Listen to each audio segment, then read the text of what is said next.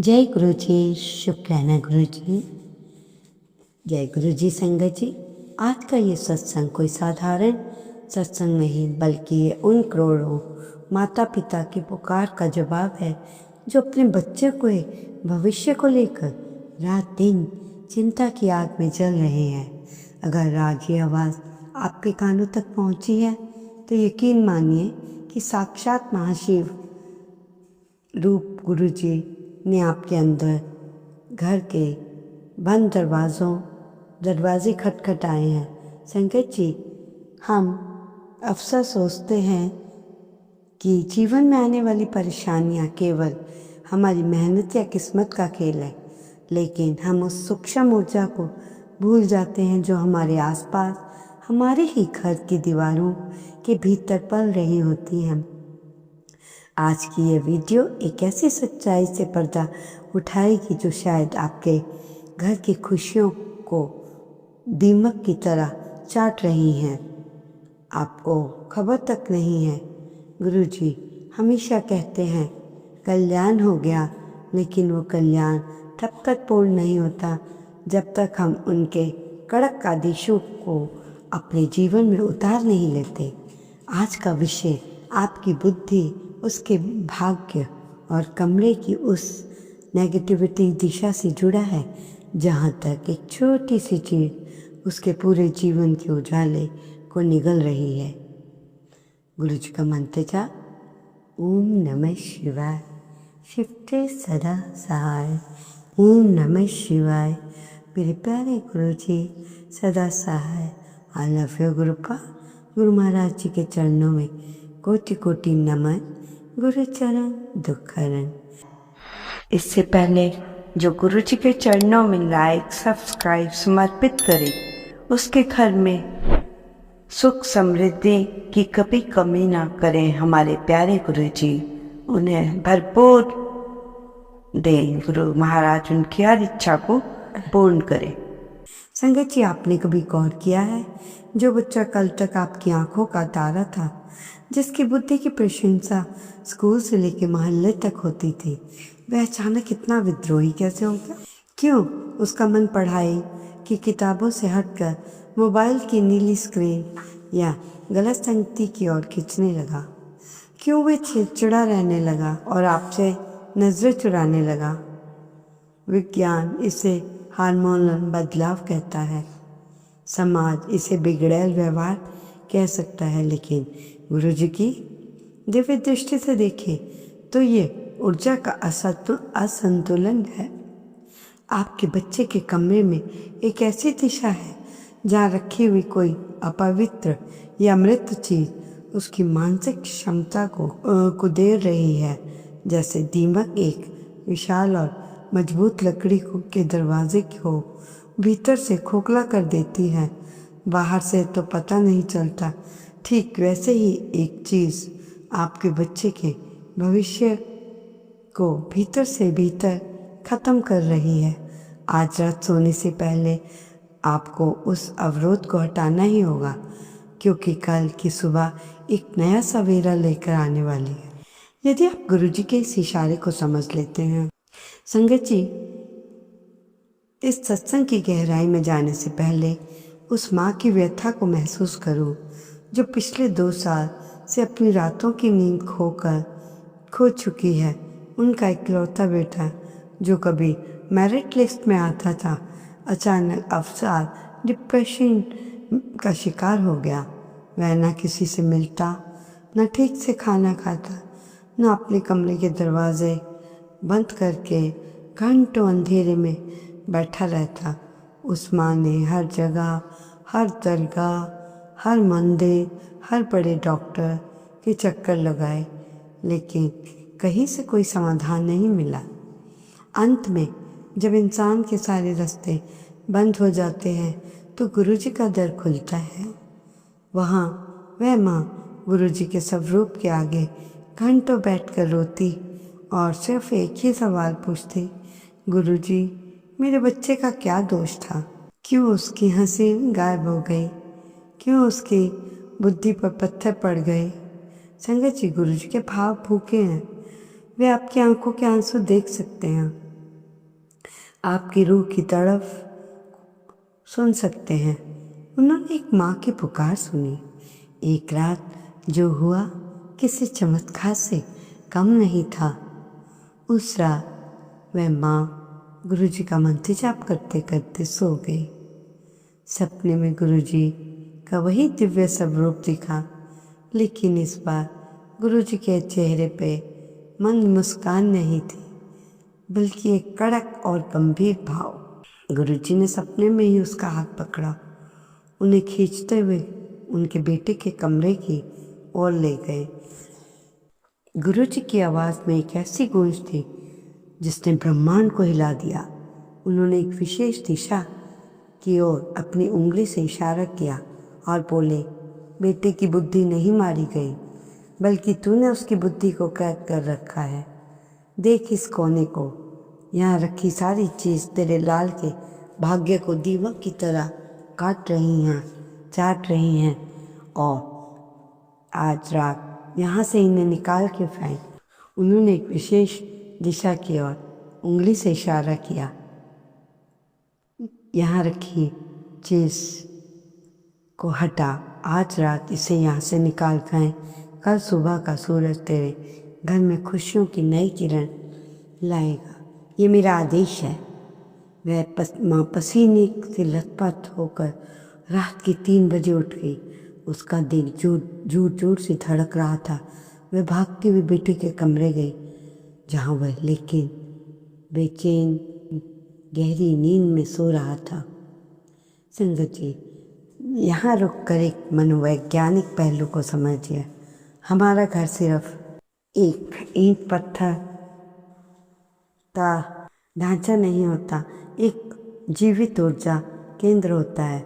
वास्तुशास्त्र और अध्यात्म दोनों मानते हैं उत्तर पूर्व नॉर्थ ईस्ट और उत्तर नॉर्थ दिशाएं ज्ञान, बुद्धि और अवसरों की होती हैं। यदि इन दिशाओं में कोई भारी कबाड़, टूटी हुई वस्तु या कोई ऐसी चीज़ रखी हो जो नेगेटिविटी फैलाती है, तो उस घर में रहने वाले बच्चों की मानसिक शक्ति क्षीण होने लगती है। वो चाहकर भी ध्यान केंद्रित नहीं कर पाते। उन्हें ऐसा लगता है जैसे कोई अदृश्य शक्ति उन्हें पीछे खींच रही है। उस माँ ने जब अपने बेटे के कमरे की विशेष और ध्यान दिया जहाँ गुरुजी ने इशारा किया था, तो उन्हें वहाँ एक पुरानी अटैची दिखाई दी जो बरसों से नहीं खुली थी। उसके अंदर क्या था, ये जानकर आपके रोंगटे खड़े हो जाएंगे।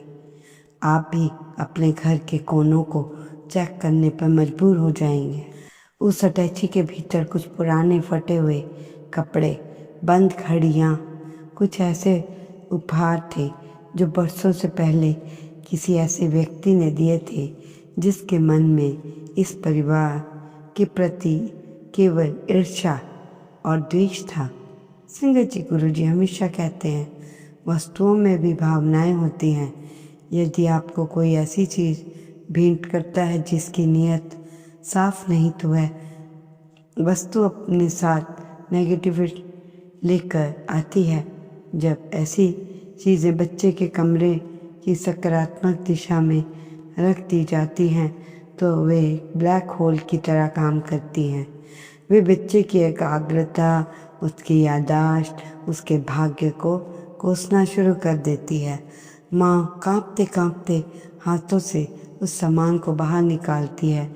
उन्हें महसूस हो रहा है जैसे वह कचरा कमरे में से बाहर जा रहा है। कमरे की भारी हवा हल्की होती जा रही है। लेकिन बात सिर्फ उस सामान तक सीमित नहीं थी। गुरुजी के उस कड़क आदेश के पीछे एक गहरा रहस्य छिपा था। वह रहस्य था अपने कर्मों और चुनाव का। हम अक्सर अपने बच्चों को सफल बनाने के लिए उन पर बहुत दबाव डालते हैं, लेकिन हम भूल जाते हैं कि जिस वातावरण में वो सांस ले रहे हैं, क्या वह उन्हें बढ़ने की अनुमति दे रहा है। उस माँ ने महसूस किया कि उसके कमरे की एक विशेष दिशा में दीवार पर एक ऐसी पेंटिंग लगी है जो डूबते हुए जहाज की थी। देखने में वह सिर्फ कलाकृति थी, लेकिन उसकी ऊर्जा का पतन था। गुरुजी ने उस रात उस माँ को केवल सफाई करने का आदेश नहीं दिया, बल्कि सफाई करने का आदेश भी नहीं दिया, बल्कि अपनी सोच को और उसके घर के वातावरण को शुद्ध करने का रास्ता दिखाया। जैसे ही पेंटिंग और कबाड़ कमरे से बाहर हुआ, कमरे में एक अजीब सी शांति छा गई। संगत जी, इस पहले भाग के अंत में आपसे सिर्फ इतना कहना चाहती हूँ कि आज रात आप भी अपने बच्चे के कमरे का निरीक्षण कीजिए।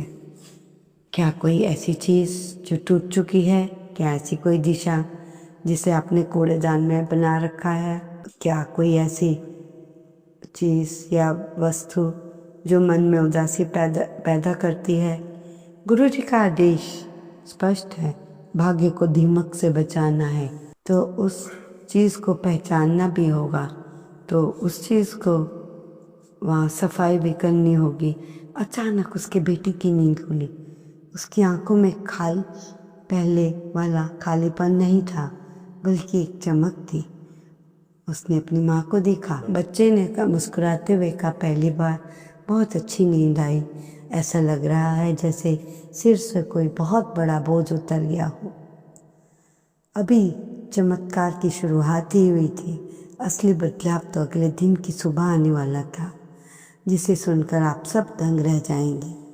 अब सुबह ना केवल उस बच्चे की बुद्धि का वापस लौटाए, बल्कि उसके भाग्य के बंद दरवाजे को भी खोल दिया। लेकिन एक चीज़ आखिर क्या है जिसने सबसे ज़्यादा नुकसान पहुंचाया?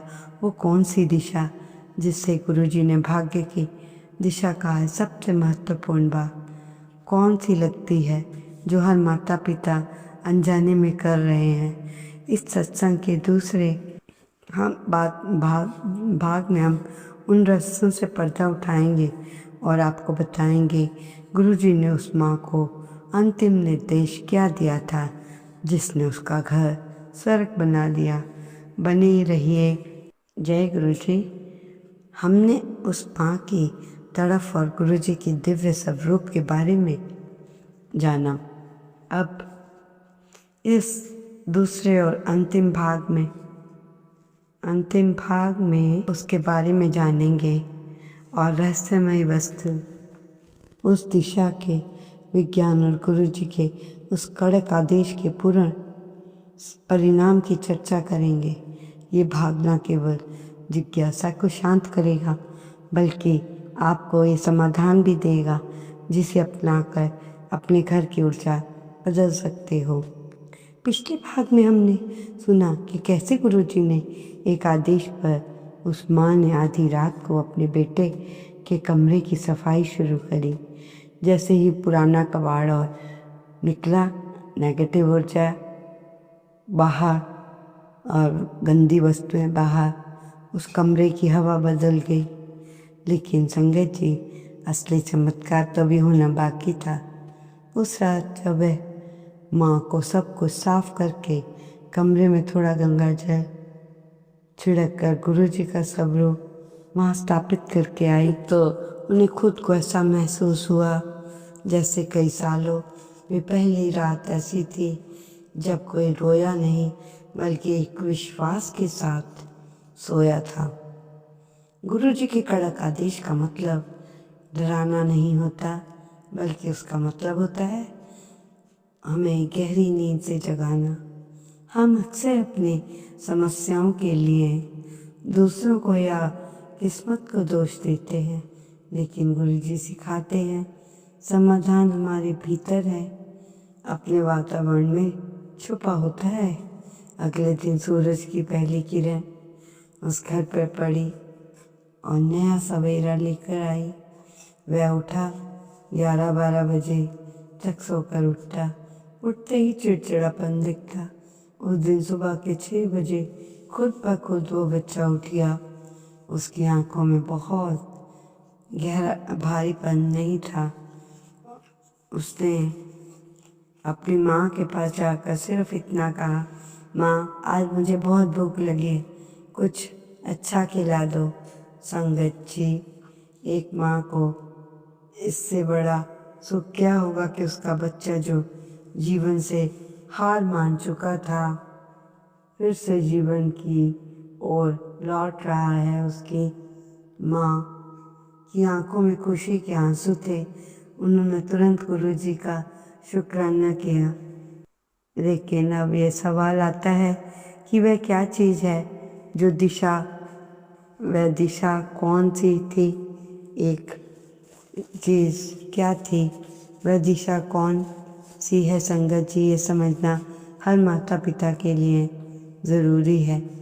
जाने अनजाने में हम वही गलती कर रहे होते हैं।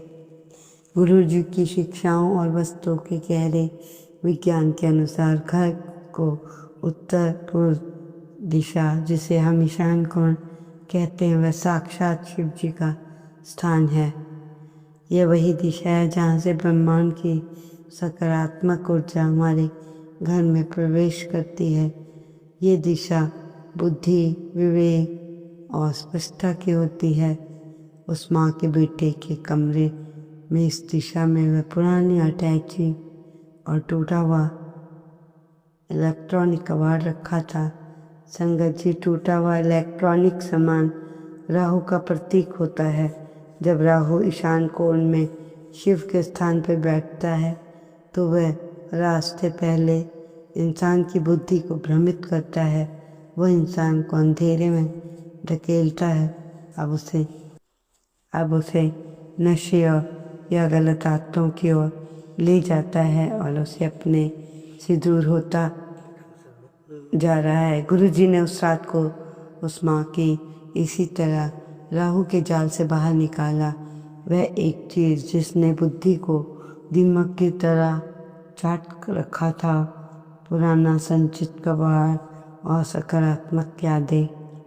नकारात्मक यादें। संगत जी, हम अक्सर अपने घरों के कोने में ऐसी चीज़ें जमा करके रखते हैं जिन्होंने सालों तक हाथ नहीं लगाते, लेकिन हमें लगता है कि शायद कभी काम आएंगी, लेकिन असल में वो चीज़ें मृत ऊर्जा बन जाती हैं। गुरुजी कहते हैं, जेड़ा सड़ा होया सामान रखा है, गंदा बेकार जो चलता नहीं है, उसकी किस्मत भी सड़ जाएगी।